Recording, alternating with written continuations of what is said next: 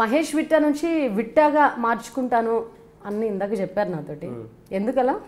అంటే ఒకటే ఇయర్లో కత్తి మహేష్ గారు వచ్చారు అండ్ జబర్దస్త్ మహేష్ వచ్చాడు, అంటే వెలుగులేకి నేను వచ్చా. సో మహేష్ అంటే ఈ ముగ్గురులో ఏ మహేష్ అనేది కన్ఫ్యూజ్ అవుతారు కదా. సో నా పేరు మహేష్ విట్టా, మహేష్ తీసేసి ఓన్లీ విట్టా అని పిలిచినా కానీ హ్యాపీ. రంగస్థలంలో కూడా మహేష్, అదే అదే. సో ఇంతమంది మహేష్లు ఉన్నాం కదా, వీళ్ళలో ఏ మహేష్ అని అర్థం కాదు. అది రాయలసీమ స్లాంగ్ కి పెట్టింది పేరు మహేష్ విట్టా అని ఇప్పటికీ అందరూ అంటున్నారు. రాయలసీమ స్లాంగ్ కాకుండా ఇంకా ఏ స్లాంగ్స్ వచ్చు మీకు?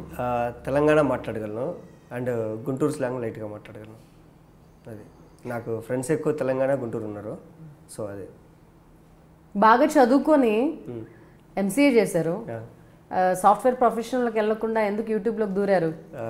దీనికోసం నేను ఒక షార్ట్ ఫిల్మ్లో డైలాగ్ రాసుకున్నాను. అంటే మీరు చెప్పినట్టు ప్రొఫెషన్ అది ప్యాషన్. ఇది ప్రొఫెషన్కి ప్యాషన్కి తేడా ఏంటంటే ప్రొఫెషన్ పొట్టకుటి కోసం చేసేది, ప్యాషన్ ఆత్మసంతృప్తి కోసం చేసేది.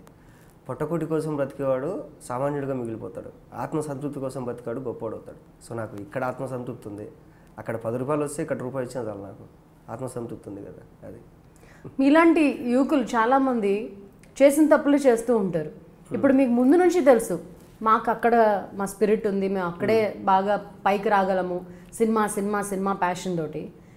ఎందుకు సినిమా ప్యాషన్, సినిమా కెరియర్ అని తెలిసి కూడా మళ్ళీ ఈ ఇంటర్మీడియట్లు, దాని తర్వాత డిగ్రీలు, దాని తర్వాత ఎంసీఏలు, ఇవన్నీ పేరెంట్స్కి బర్డెన్ కదా? బర్డెన్ అంటే నేను ఇంటర్లోనే చెప్పా నేను ఇండస్ట్రీకి వెళ్ళిపోతా అని. నాకు 8th క్లాస్ నుంచి ఇండస్ట్రీకి రావాలని. నేను 9th క్లాస్లో ఉన్నప్పుడు జీ తెలుగు లాంచ్ అప్పుడే.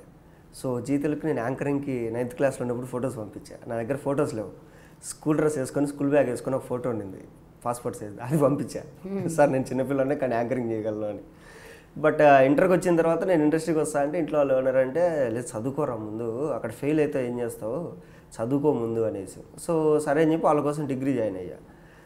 తర్వాత ఏంటంటే శేఖర్ కమ్ల గారు, నాకు సుకుమార్ గారు, వీళ్ళందరినీ చూసిన తర్వాత అనిపించింది అరే మనం ఒక సేఫ్ సైడ్ పెట్టుకొని పోదాం ముందు. అక్కడ మనకు ఎవరు తెలియదు, కృష్ణానగర్ అడ్రస్లు కూడా తెలియదు, అప్పుడు దాకా నేను హైదరాబాద్ కూడా రాలేదు. సో అందుకని చదువుకున్నా. అందులో కూడా ఒక స్వార్థం ఉంది ఏంటంటే డిగ్రీ తర్వాత హైదరాబాద్ ఇండస్ట్రీ ఉండేది హైదరాబాద్లో, నేను హైదరాబాద్ రావాలి, డైరెక్ట్ ఇండస్ట్రీకి వెళ్తా అంటే కొడతారు ఇంట్లో. అందుకని చెప్పి నేను ఎంసీ హైదరాబాద్లో చేస్తా అని చెప్పా. సరే అని చెప్పి పంపించారు. వచ్చిన తర్వాత వారానికి ఒకరోజు కాలేజ్కి వెళ్ళేది, 5 రోజులు సినిమాలకి వెళ్ళేది, ఇక్కడ తిరిగి మస్కా చస్కా. అది. మీ ఫాదర్ ఏం చేస్తారు? ఊర్లో చిన్న బిజినెస్ ఉందండి, నెలకు 7,000 8,000 వస్తుంది అంతే. వాళ్ళ భయం ఏంటంటే main lower middle class family, వీడు అక్కడికి వెళ్తున్నాడు, అక్కడ మనకు కరెక్ట్ శాలరీ లాంటిది ఏం రాదు, ఏదో వచ్చిన కాడికి వస్తుంది అని చెప్పి వాళ్ళ భయము.